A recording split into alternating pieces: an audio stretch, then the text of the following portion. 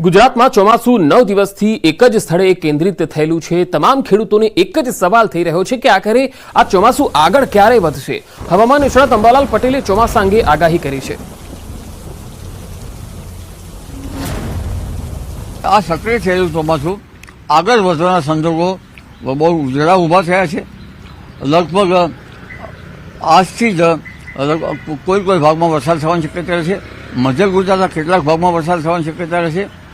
અમદાવાદ ગાંધીનગરમાં પણ આજે હવામાનમાં પલટો આવે અને કોઈ જગ્યાએ વરસાદ થઈ શકે। એટલે પ્રી મોન્સૂન એક્ટિવિટી જેવો વરસાદ છે અને પ્રી મોન્સૂન એક્ટિવિટી ન ગણાય, કારણ કે આ વરસાદની ગણતરી જૂનથી સપ્ટેમ્બરમાં ચોમાસું વરસાદની ગણતરીમાં લેવાય છે।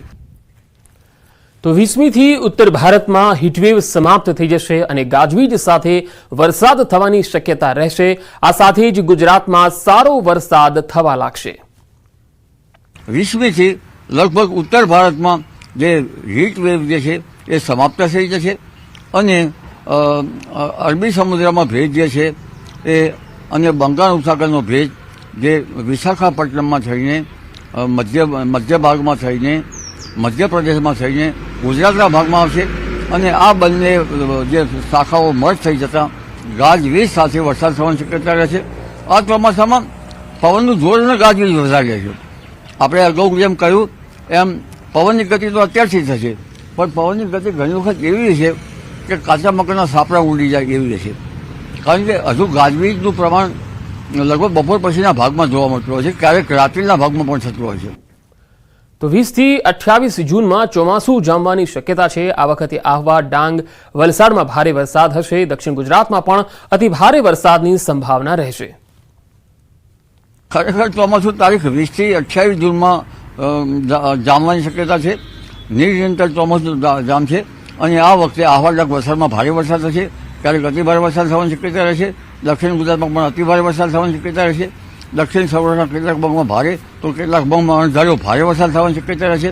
કેટલીક નાની નદીઓમાં પૂર આવવાની શક્યતા રહેશે અને સૌરાષ્ટ્રના કેટલાક ભાગમાં પાણીની સમસ્યા હલ થતી જોવા મળશે। અંબાલાલના મતે ચોમાસા અંગે ખેડૂતોએ ચિંતા કરવાની જરૂર નથી। 20થી 28માં ગુજરાતના મહદ ભાગોમાં ગાજવીજ સાથે વરસાદની સંભાવના રહેશે। તારીખ 20થી 28માં ગુજરાતના મહદ ભાગોમાં ગાજવીજ સાથે સારો વરસાદ થવાની શક્યતા રહેશે, પરંતુ આ ગાજવીજનું પ્રમાણ વધારે છે, વીજ પ્રપાતનું પણ પ્રમાણ વધારે રહેશે, એટલે પવનની ગતિથી સાવચેત રહેવાની જરૂર છે।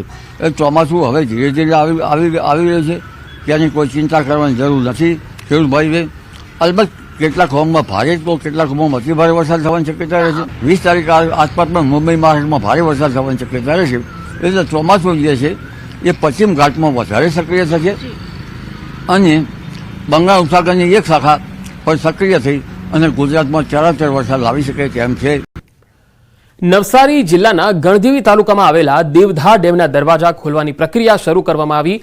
અંબિકા નદી પર બનાવવામાં આવેલ દેવધા ડેમના હાલ 20 દરવાજા ખોલવામાં આવશે। આગામી સમયમાં અન્ય 20 દરવાજા ખોલવાની કામગીરી પણ હાથ ધરવામાં આવશે। અંબિકા નદીના કિનારે આવેલા 19થી વધુ ગામોને એલર્ટ કરવામાં આવ્યા છે। ડેમમાં 6.45 મિલિયન ક્યુબિક મીટર પાણીનો જથ્થો હતો, જેમાંથી 2.45 મિલિયન ક્યુબિક મીટર પાણીનો જથ્થો અંબિકા નદીમાં છોડવામાં આવ્યો।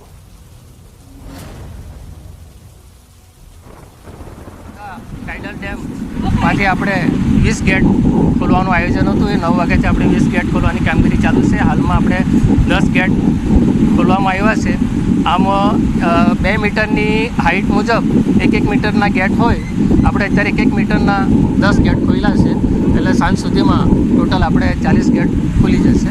નવસારી જિલ્લાના ગણદેવી તાલુકાના દેવધા ગામ ખાતે આવેલ દેવધા ડેમ ખાતે આજે સિંચાઈ વિભાગ દ્વારા ડેમના 40માંથી 20 જેટલા દરવાજા ખોલવાની જે કામગીરી છે એ હાથ ધરવામાં આવી છે। એટલા માટે કે નવસારી જિલ્લા સહિત ઉપરવાસમાં વરસાદને કારણે જે પ્રી મોન્સૂન કામગીરી છે એ હાલ હાથ ધરી દેવામાં આવી છે। એટલા માટે કે દર વર્ષે ચોમાસા દરમિયાન નવસારી જિલ્લાના ગણદેવી તાલુકાના અંબિકા નદી કિનારા વિસ્તારના 19થી વધુ ગામોમાં રેલની પરિસ્થિતિ સર્જાતી હોય છે। સાથે નવસારી જિલ્લાના જે ગણદેવી તાલુકાના અંબિકા નદી કિનારા વિસ્તારના 19થી જે વધુ ગામો છે એ ગામોને હાલ એલર્ટ રાખવામાં આવ્યા છે। એટલા માટે કે 2.45 મિલિયન ક્યુબિક મીટર પાણી જે છોડવામાં આવ્યું છે દેવધા ડેમના દરવાજા ખોલવાના કારણે, જેથી કોઈ અનિચ્છનીય બનાવ ન બને એના માટે સાવચેતીના પગલાં સિંચાઈ વિભાગ દ્વારા ભરવામાં આવ્યા છે। ભાવિન પટેલ, ન્યૂઝ 18 ગુજરાતી, નવસારી।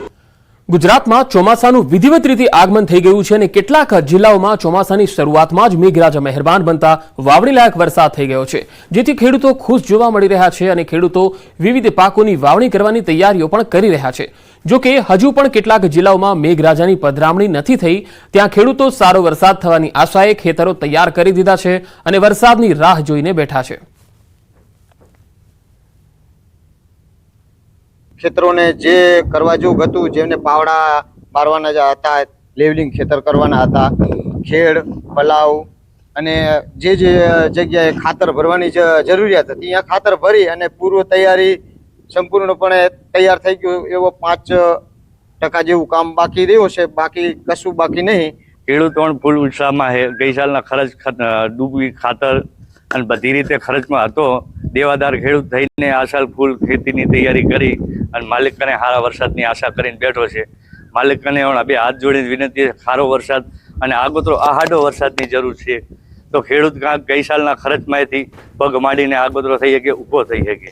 ખરાબ જમીન થોડી નરમ જમીન હતી, એની અંદર ખાતર ભરીને ફૂલ તૈયારી કરીને રાખેલ છે અને હવામાન ખાતાની આગાહી પ્રમાણે જો વરસાદ સારો થાય તો સારા પાકની આશા છે।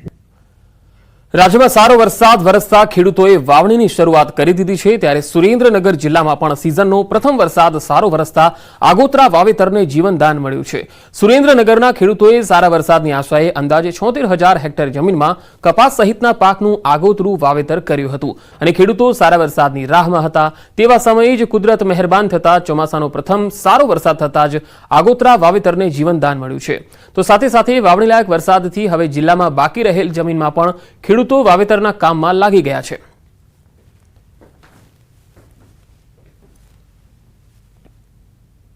અમે કપાસનું વાવેતર અત્યારે અગાઉ વાવેતર શરૂ કરી દીધેલ છે અને વચલા ગાળામાં પાણીની થોડીક સમસ્યા હતી, પણ કુદરતની મહેર વરસી અને 2 ખીજીઓ સારો વરસાદ થઈ ગયો છે, તો પાક સુકાતો બચી ગયેલ છે। અમે કપાસ, જુવાર અને શાકભાજી, રીંગણી, મરચી, ચોળી એવું વાવેતર કરેલ છે।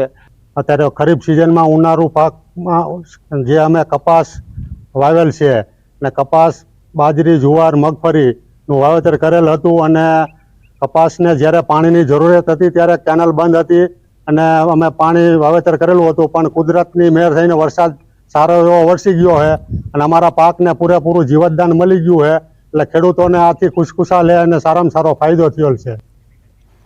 સૌરાષ્ટ્રમાં વરસાદ મન મૂકીને વરસી રહ્યો છે, જેના કારણે કપાસ સહિતના પાકના આગોતરા વાવેતરને ખાસો ફાયદો થયો।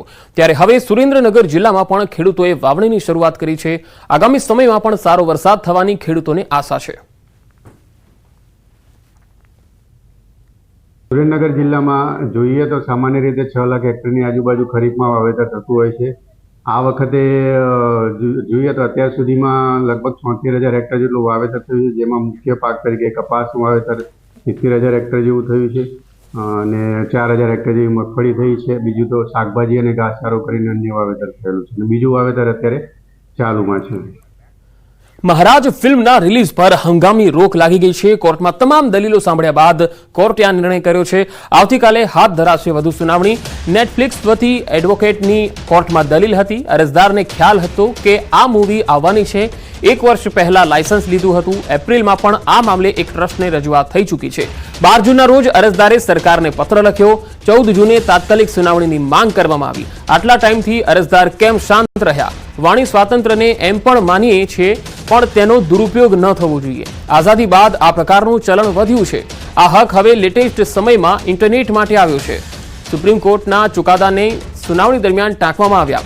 એક મહારાજે જે જીવન જીવ્યું તેના આધાર પર એક પત્રકારે રિપોર્ટિંગ કર્યું। બોમ્બે હાઈકોર્ટમાં કેસ ચાલ્યો અને મહારાજે કરેલો ડિફર્મેશન કેસ રદ કરાયો। ભારતીય કોર્ટે આપેલો ચુકાદો હતો એ ભલે, પરંતુ તેમાં અંગ્રેજી ન્યાયાધીશ હતા, પણ ભારતીય અદાલત હતી। કોર્ટનું જજમેન્ટ પસંદ હોય કે ન હોય તે માન્ય હોવું જોઈએ। આ લીગલ હિસ્ટ્રી આધારિત મૂવી છે। જો તેમને ન ગમતું હોય તો ન જોવું જોઈએ। નેટફ્લિક્સના વકીલે કોર્ટમાં ફૂલનદેવીના કેસને પણ ટાંક્યો, જેમાં સમાજમાં થતી ઘટનાને ફિલ્મ આધારિત ચિતરવામાં આવી હતી, જે મહિલાઓ સાથે થતા અત્યાચારને દર્શાવવામાં આવ્યો હતો। આ ફિલ્મ એ બુક આધારિત છે અને એ બુક એ કોર્ટના જજમેન્ટ પર આધારિત છે। આ કેસ ફૂલનદેવી કરતા ખૂબ અલગ જ કેસ છે। 1862 થી અત્યાર સુધી કંઈ થયું નથી અને હવે અરજદાર કહે છે કે ઘણું બધું થશે।